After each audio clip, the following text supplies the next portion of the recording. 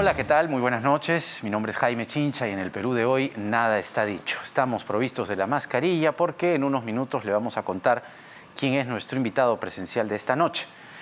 Pero el contralor Nelson Schack hoy día se ha pronunciado sobre la propuesta del presidente Pedro Castillo, hace unos días formulada en público, de crear un organismo de supervisión a las municipalidades, los gobiernos regionales, los ministerios y otras entidades. Esto fue lo que dijo el señor Schack.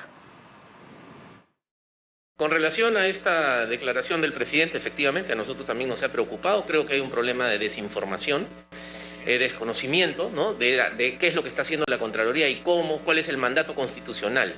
O sea, claramente el Poder Ejecutivo tiene que enfocarse en gastar mejor, en ejecutar bien sus políticas públicas, en lograr los objetivos del desarrollo nacional, pero no puede ser juez y parte.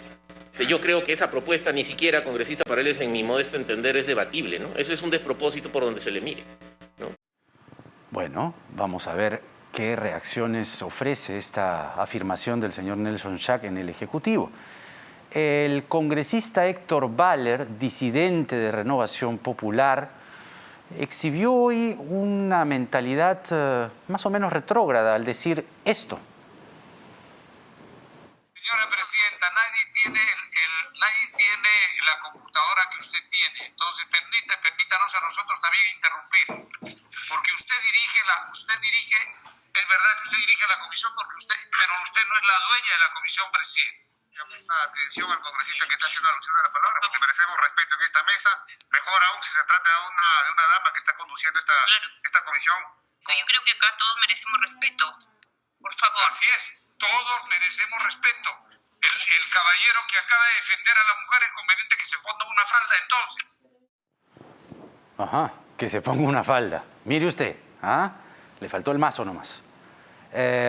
Hoy la bancada de Acción Popular fue a reunirse con el presidente y el congresista Edwin Martínez de Acción Popular dijo una cosa sobre el señor Julio Velarde que fue desmentida por su propio colega de bancada, José Arriola. Esto dijo exactamente el señor Martínez. Nosotros hemos estado en la reunión en la cual él hace algunas propuestas.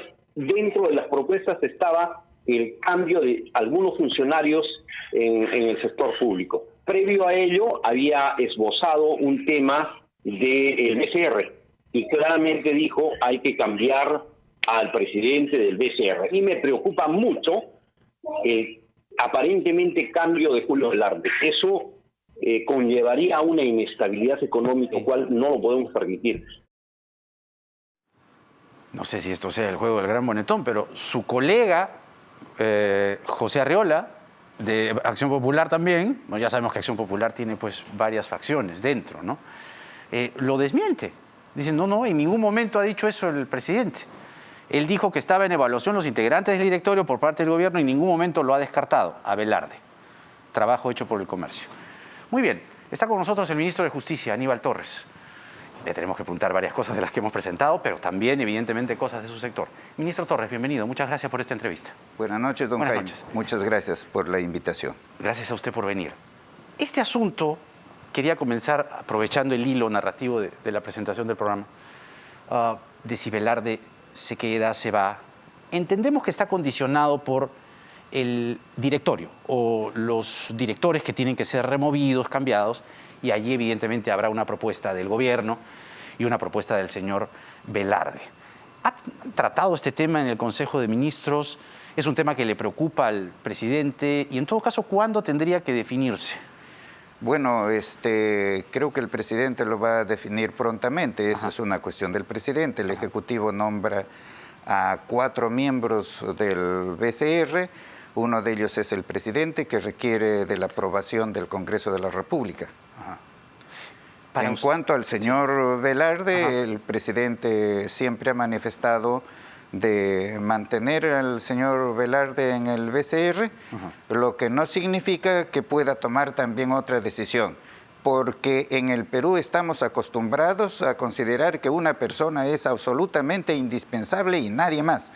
O sea que el país es un país de indigentes. Hay solamente una persona que tiene la capacidad para desempeñar el cargo. Y eso es un absurdo. No debemos aparecer como un país en esas condiciones.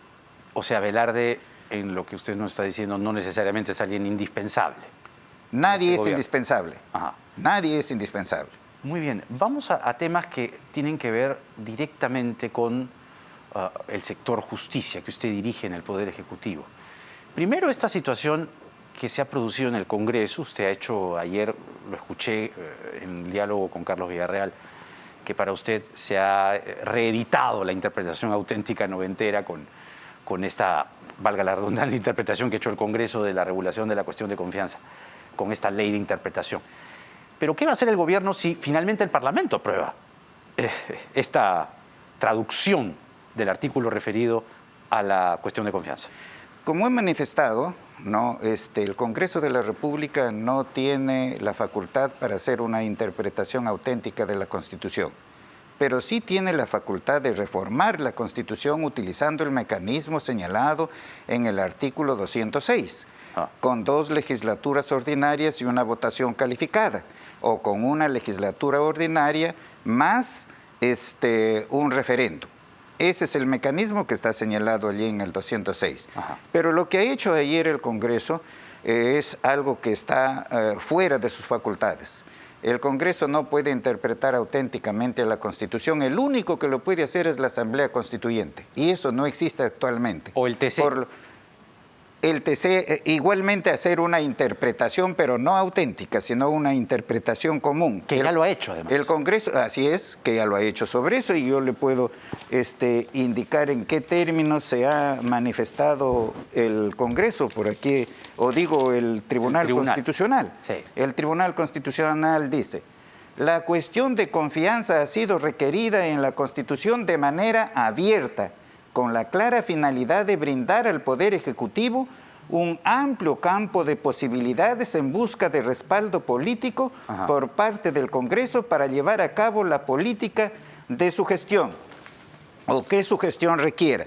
El Congreso ha actuado no usurpando esa función del Tribunal Constitucional y además usurpando la función del la Asamblea Constituyente, que de momento no existe. La Asamblea Constituyente, o sea, el Congreso Constituyente Democrático, le facultó al Congreso para que modifique la Constitución, no para que haga interpretaciones auténticas. Con una interpretación no puede modificar la Constitución. Claro que ese tema es de mi amplio conocimiento, podríamos discutir toda la noche, pero yo sé que en este medio no es posible. El Congreso lo que ha repetido es la misma situación, la misma actuación de 1996, no con la interpretación auténtica de la Constitución para que Fujimori se reelija por tercera vez. ¿Cuál fue la consecuencia? Que los congresistas que hicieron eso y el Jurado Nacional, los miembros del Jurado Nacional que aplicaron esa ley, prácticamente todos terminaron en la cárcel. ¿Cómo Cosa sucedió? Que podría pasar esta vez. Sí, el paralelo no es gratuito, digamos, que usted está haciendo. Bueno, yo estoy advirtiendo nomás, ¿no? Pero no es una advertencia para pasar por agua tibia. Estoy narrando un hecho, ¿no?, que se puede repetir. O sea, que los congresistas que han hecho esto podrían terminar en la cárcel, es lo que usted está diciendo. Las circunstancias lo dirán, ¿no? ¿Qué dijo Vladimiro Montesinos sobre esa interpretación auténtica de esa época en una comisión del Congreso? Dijo lo siguiente: mire, él dice, mire, voy a hablar de 2 hechos. El tema del reclutamiento de los tránsfugas, el pago de los fondos para los objetivos de la reelección, etcétera. Estamos hablando del periodo 2000, o sea, 1999-2000, pero el objetivo político, o lo que se llama en derecho el intercrímenes, empieza con la ley de interpretación auténtica. En este momento están haciendo lo mismo.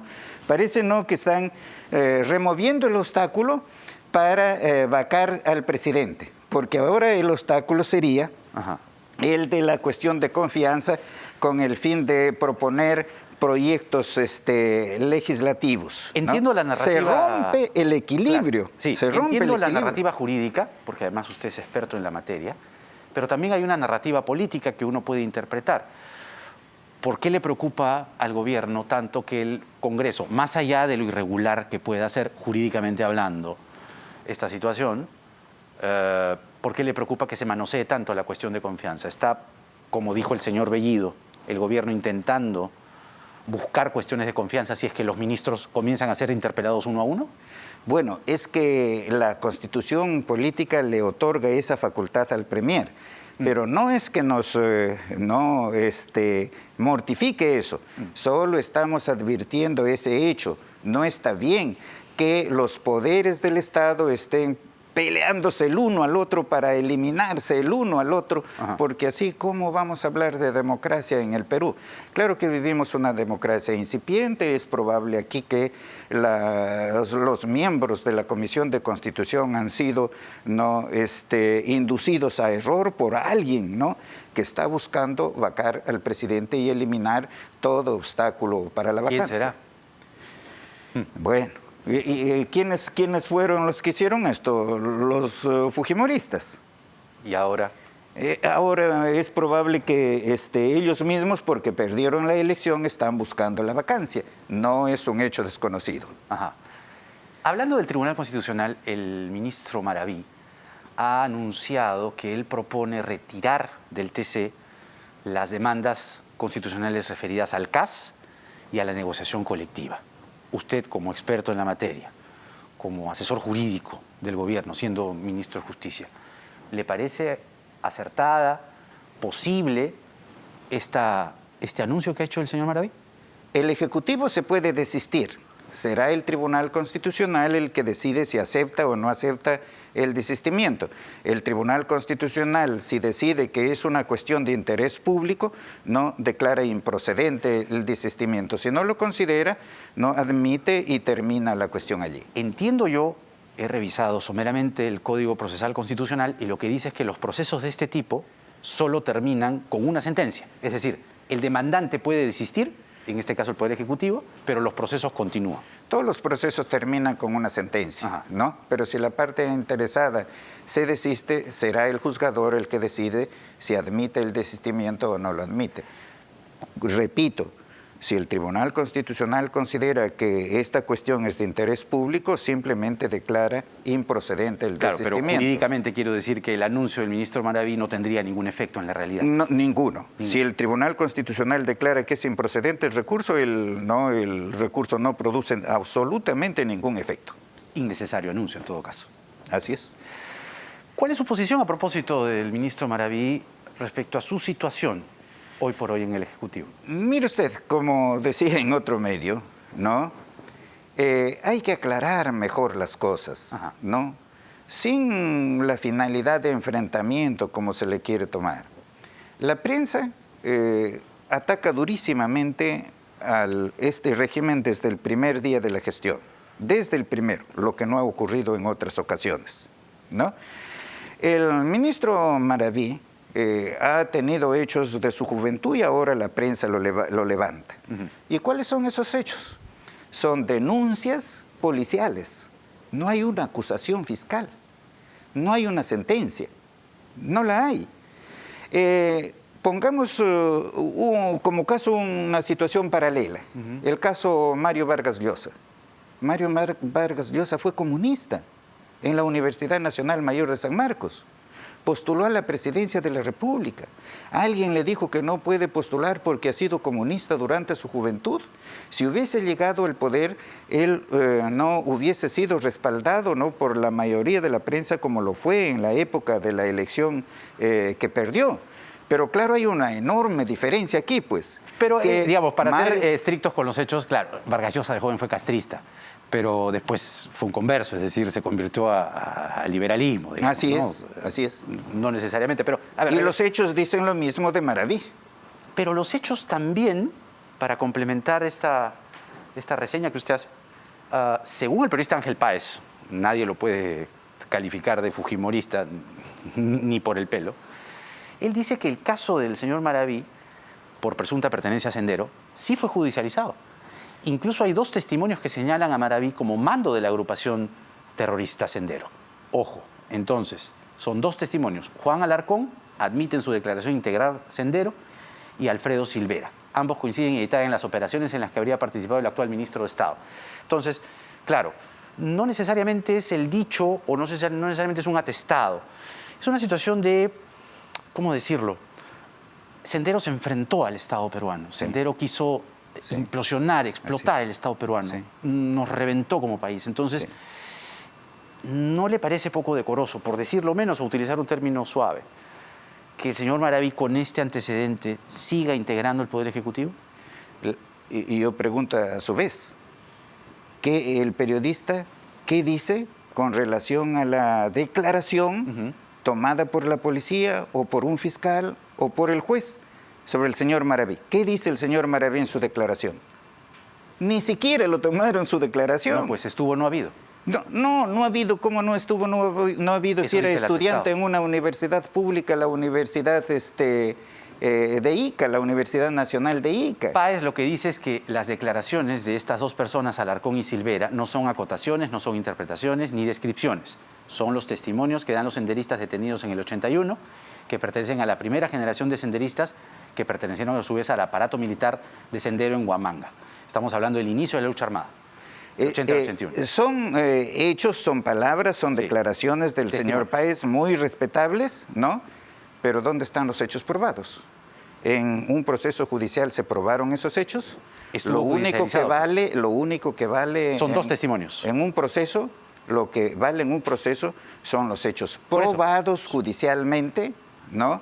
Y la ley. Lo demás son pues apreciaciones.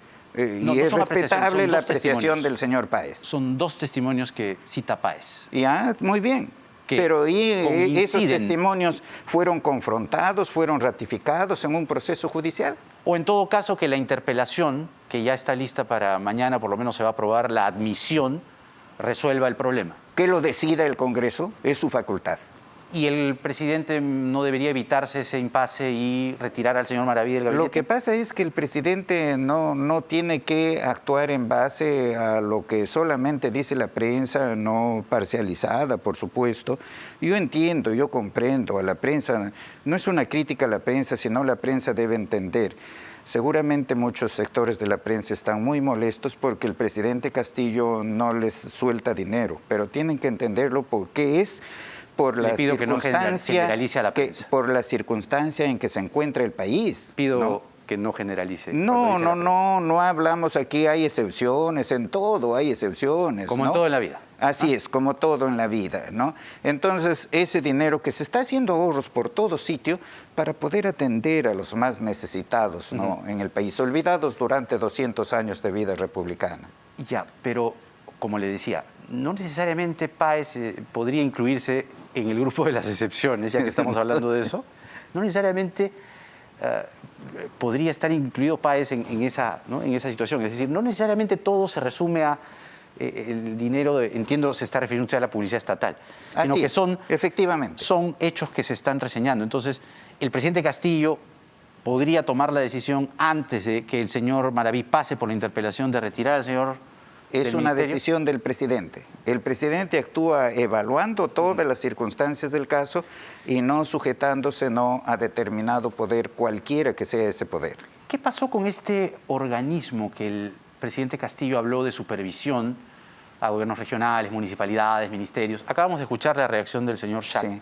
Dice que hay desinformación, que ni siquiera el caso debe ser debatible y señala directamente al presidente como, le está diciendo en la práctica, desinformado por haber propuesto este organismo.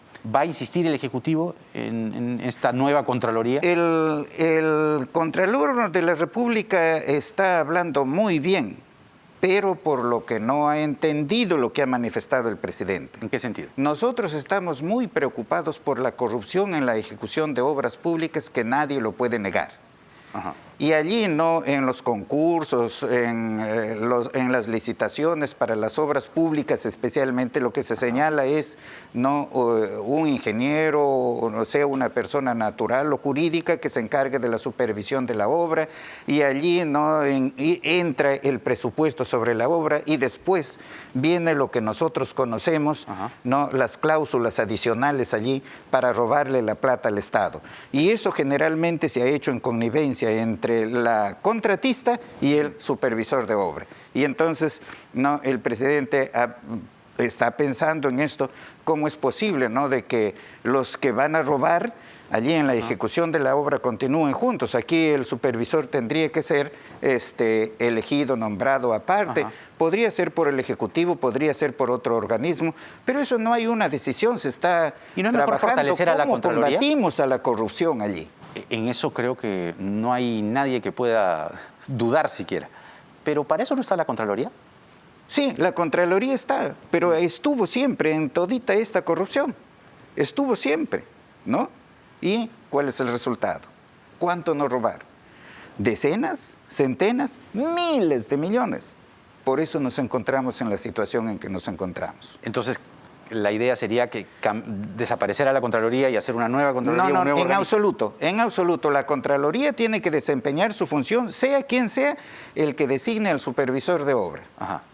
Y tiene que, ahora, de acuerdo a ley, tiene que ser desde el inicio. Incluso la Contraloría debería intervenir en la elaboración del propio expediente técnico. Ajá. Sí. De acuerdo.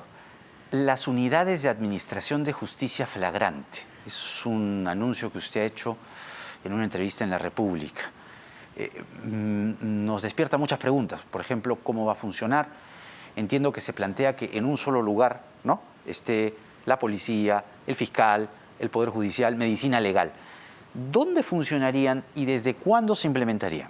Bueno, ya he tenido conversaciones con la fiscal de la Nación, Ajá.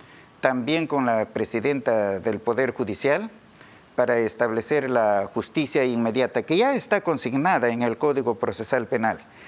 Hemos pensado en esta forma, que sea en un solo local. Ajá. Y ya estamos haciendo gestiones con la Municipalidad de Lima para ver si nos puede proporcionar un local apropiado. Ajá. En donde se encuentra en un solo lugar la policía que captura al delincuente, el médico que es el que recibe al delincuente, el Ministerio Público que es el que hace la investigación, el juez que es el que tiene que dictar sentencia, y la Defensoría Pública en caso de que el procesado no tenga abogado, que es el Ministerio de Justicia. Todos esos órganos en un solo lugar, a fin de que esa justicia se realice inmediatamente en 24 horas, la sentencia se dicta en 24 horas, a lo más en 72 horas. Habrán excepciones en que requieren de un plazo mayor, pero no nos vamos a regir por las excepciones, sino por la regla.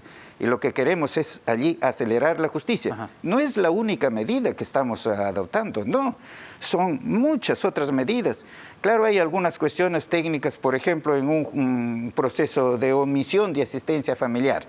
No, eso se tramita civilmente en el juez de familia. Al final, para la ejecución de la sentencia, si no paga, hay que ir a la justicia penal. Claro, en el caso de las unidades, yo me imagino una persona, lamentablemente, atropella a otra, está borracha, la persona muere, es decir, no hay mucho que discutir. ¿Por qué vamos a demorar 2 años, 3 años en eso? Además, lo que yo he podido averiguar es que la base legal ya existe. Ya existe. No se implementó en su momento por plata. Entonces, ¿cuánto costarían estas unidades? Eso es lo que estamos determinando ahora. Eso es lo que estamos determinando ahora. Mire, estamos haciendo... Hay una crítica al Ejecutivo que está promoviendo la inversión pública, pero no la privada. Eso es falso. La privada lo promovemos desde el primer día. Por ejemplo, en mi caso, estamos acelerando enormemente las inscripciones en la SUNAR, en los registros públicos. Durante mi gestión, ¿cuántas inscripciones se han hecho? Durante mi gestión, ¿cuántas se han hecho? Empresas. 279.220. Empresas. O sea, se inscribe rápidamente las empresas, porque hay que darle todas las facilidades para que inicien su actividad económica. Se inscribe rápidamente con todas las precauciones del caso, por supuesto, todo acto jurídico, las compras-ventas, las hipotecas, todos los actos. Esto beneficia a la... Claro, lo que no quita que haya incertidumbre en el empresariado, porque el rumbo en materia económica, que no es su especialidad, no vamos a entrar a detalle ahí, pero hay toda una incertidumbre económica. No, la incertidumbre económica se ha inventado. Durante nuestra gestión usted no va a encontrar un solo acto que sea marxista, que sea leninista, que sea comunista. Si no, díganlo. Si la prensa lo dice, A lo mejor pues algo hay por allí, inmediatamente lo corregimos, pero eso no hay, no, en nuestra gestión eso no se va a producir. Para acelerar, por ejemplo, no también la actividad económica, facilitar la actividad económica, estamos convocando a concurso público de 134 plazas ¿no? De notarios, que acelera pues Quizá eso de marxista, leninista, en fin, maoísta, podría encajar en Cerrón, ¿no? Y esa famosa reunión en su casa. Eso no, pero no hay en el gobierno. No, claro, pero no digamos que haya tenido esta participación Cerrón y que opine sobre tal y cual cosa en su casa, en esta crónica de Sudaca. Él no forma alguna parte. influencia en el Él no gobierno. forma parte del gabinete, no forma parte del gobierno. Él tiene el partido, ese es su ámbito de actuación. Pero siguiendo, fíjese usted, no, en lo que corresponde al Ministerio de Justicia, estamos también presentando proyectos de ley para acelerar la justicia en los procesos sumarísimos, por ejemplo, el desalojo, sobre vencimiento de contrato, sobre no pago de la renta, para que eso se haga rápidamente y entonces facilitar las construcciones con los fines de alquiler, debido a la falta de vivienda en el Perú. Estamos realizando una serie de acciones. Cuéntenos, hablando de las acciones de su sector, ¿en qué situación se encuentra el reo Montesinos? Bueno, fíjese usted, sobre el reo Montesinos se ha dicho muchas cosas en los medios. La verdad es esta. Yo llegué al Ministerio de Justicia, hay un principio allí, todos somos iguales frente a la ley. Los que han delinquido, ninguno, nadie, absolutamente nadie puede tener preferencias, nadie. Este señor no trabajaba allí en la base naval, incluso no es el que dirigió una campaña electoral, y por qué no pensar de que también estaba detrás de estas marchas que se realizaban en público y las cuales han lo que se pudo probar es considerablemente la injerencia en entonces yo llegué allí gestionar sobornos a magistrados del jurado. A este señor no se le tiene que cambiar a una cárcel común. Todo el mundo me dijo que eso no es posible. ¿Quién es todo el mundo? En el Ministerio de Justicia. Yo tengo que decir la verdad, en el Ministerio de Justicia. Yo soy abogado, yo ejerzo la profesión, también conozco la ley, entonces les dije, esto sí se puede. Les señalé el mecanismo, modificamos aquí el decreto supremo, ¿no? Y este señor pasa al penal. Y así se hizo. Y mientras ustedes decían, no, allí, en las próximas horas, Montesinos será trasladado a una cárcel común, él ya se encontraba en la cárcel común. Lo tenía que hacer con muchísima reserva. ¿Por qué? Porque este señor tiene un poder extraordinario. Prueba de ello que movió al Congreso y inmediatamente me llamaron al Congreso a rendir cuentas y lo hicimos. Montesinos movió al Congreso. Mire usted, ¿no? ¿Por qué el Congreso reaccionó de esa forma y tan inmediatamente? ¿Porque Montesinos es Juan Pérez? No, porque es Vladimiro Montesinos. O sea, lo que usted está sugiriendo... No estoy sugiriendo. Lo está afirmando. Lo estoy afirmando. El poder de este señor, ¿no?, es el que ha hecho eso. ¿Poder sobre la bancada fujimorista? Mire usted, no, ¿lo harían eso? Le pregunto. Si lo hacemos con un obrero, ¿lo harían? Entonces la cuestión es muy simple. No requiere de mucho esfuerzo mental. ¿Fujimori va a permanecer en Diroes? Se está evaluando. Nadie tiene preferencias. Ya he visto por allí ciertas amenazas de sus abogados, algo eso. Pues eso conmigo no va. Conmigo lo único que va es la ley. Como decía en otro medio, aquí nos hacemos la pregunta. Además, yo soy docente universitario, pues. Nos hacemos la pregunta, ¿quién gobierna ahora en el Perú? ¿La ley o las personas? Aristóteles hace más de 2000 años dijo la ley. La ley. ¿No? Eso es lo que gobierna ahora en el Perú, la ley. Aquí todos nos tenemos que sujetar a la ley. Nadie se sale de la ley. Citando a la ley, con el antecedente de Aristóteles, ¿Fujimori debe permanecer en la Diroes o va a ser trasladado a una cárcel común como Montesinos? Se está evaluando. Pero usted ya lo veo decidido, es decir, ya se está veo evaluando. Va, como le digo, no. A removerlo de ahí. Aquí el principio es, ¿no?, que todos somos iguales frente a la ley. Nadie tiene preferencias, nadie tiene corona, nadie. Ahora, tanto como Montesinos no tiene corona, ningún reo tiene corona, Fujimori tampoco, Guzmán tampoco. No, tampoco. Mucho menos. Mucho además. menos. Porque mucho además menos. Guzmán, y esto está probado, documentado, en la base naval o desde la base naval tuvo una participación para la creación del Movadef, ¿no? En algún momento. ¿Él dónde va a ir? ¿Dónde sería conducido Guzmán? Se está construyendo una ampliación en Ancón 1, una cárcel muy segura que por razón de la pandemia se ha paralizado, pero que ahora hemos puesto en actividad para construir eso. Pero si surgiera ahora un hecho en que el señor Guzmán, desde allí, desde su prisión, tiene conexiones para afuera para violar la ley, le sucederá igualito que Montesinos. Y ha dicho, nadie tiene corona. Porque no hay nada que sea imposible. ¿Ah? No hay nada que sea imposible. No, el hecho de que no se haya construido el penal, eso no es impedimento, porque se puede adaptar una cárcel tan igual como la de Montesinos, que no tenga comunicación con el exterior, que no tenga comunicación telefónica, que tenga solamente 2 horas de salida al patio, que no tenga comunicación con otros Eso responde al régimen carcelario. Que también, solamente ¿no? tenga comunicación epistolar, o sea, mediante carta, pero que esas cartas para salir tienen que ser revisadas previamente por el INPE, ¿no? Además allí, además del cordón policial que tiene el INPE, se le ha puesto un cordón policial aparte para evitar todo tipo de transgresión a las normas que regulan estas prisiones. ¿Cuánto tiempo se ha tomado o piensa tomarse usted para decidir sobre el traslado de Fujimori, eventualmente? No, pues no, estamos trabajando intensamente, no solamente en ese caso, tenemos muchísimas cosas que estamos haciendo en el Ministerio de Justicia, ¿no? A veces me invitan a los medios, no voy porque estamos trabajando a veces día y noche. No es el único caso. No, hay que trabajar sobre las prisiones, hay que trabajar sobre registros públicos, hay que trabajar sobre las procuradurías que tienen bastante independencia, pero que realmente allí hay debilidades, allí tenemos que trabajar la ley, porque la Procuraduría lo único que está haciendo es seguir el proceso penal y no es únicamente esa su función, porque puede seguir procesos en la vía civil para reclamar las indemnizaciones a aquellos que han violado la ley. Porque el hecho de que un procesado penalmente sea absuelto, eso no lo libera de la responsabilidad civil, entiéndanlo bien, procuradores. ¿Y las acusaciones a Cerrón se ajustan a la ley?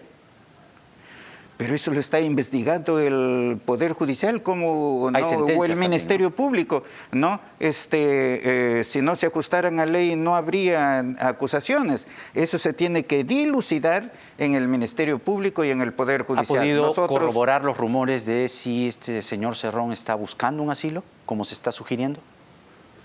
No tengo conocimiento de eso, él no forma parte del gabinete, no tenemos contacto con él. Pero es un sentenciado, investigado, que sugieren algunas voces, entre ellos su propio abogado, que podría buscar o no descartaría asilo político, lo cual es rehuir a la justicia. Pero si hay eso, entonces el Ministerio Público tiene que inmediatamente tomar las medidas del caso, solicitando lo que corresponde al Poder Judicial. Pero también hay una decisión política, ¿no? Usted sabe bien eso, hay una decisión política en el gobierno de decir, cuidado con este señor que se nos puede escapar, se le puede escapar al Estado peruano.